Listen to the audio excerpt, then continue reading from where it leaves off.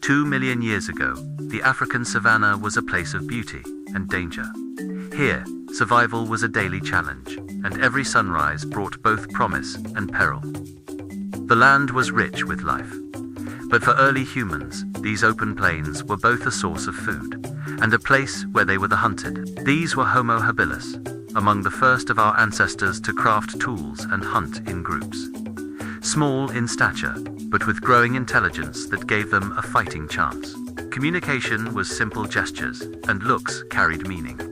A raised hand could mean the difference between life and death.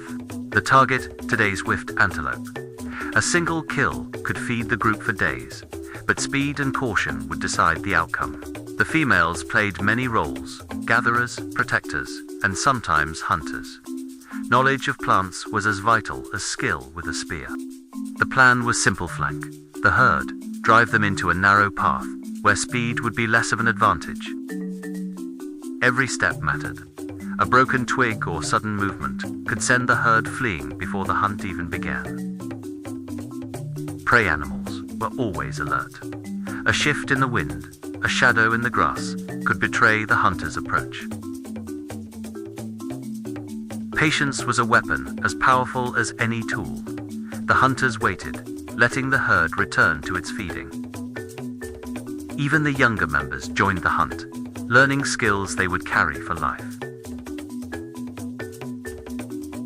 The wind was in the hunter's favor. Slowly, the herd drifted toward the trap. Coordination was key. They moved as one mind, their goal clear to drive the herd into striking range. Coordination was key. They moved as one mind, their goal clear to drive the herd into striking range. Patience tested the muscles as much as the mind. She waited, unmoving, until the moment was right. A single gesture unleashed the plan they had been waiting to execute. Sudden noise and movement sent panic through the herd, exactly as intended. The chase had begun, and it would be swift and brutal. Cutting off escape was as important as the final strike. The younger hunters learned in the heat of the chase, their energy driving the hunt forward. The leader moves in fast from the side, positioning himself ahead of the herd's path.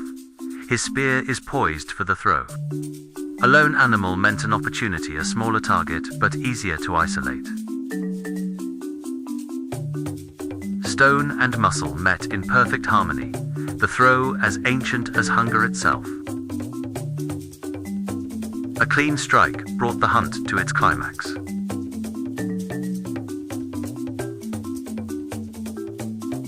Younger hunters were often the first to reach the fallen prey, learning the rituals of the kill. Mercy and necessity were the same ending. The struggle quickly spared the hunters and preserved the meat. Every kill drew the attention of others: lions, hyenas, and worse. The meat had to be moved quickly.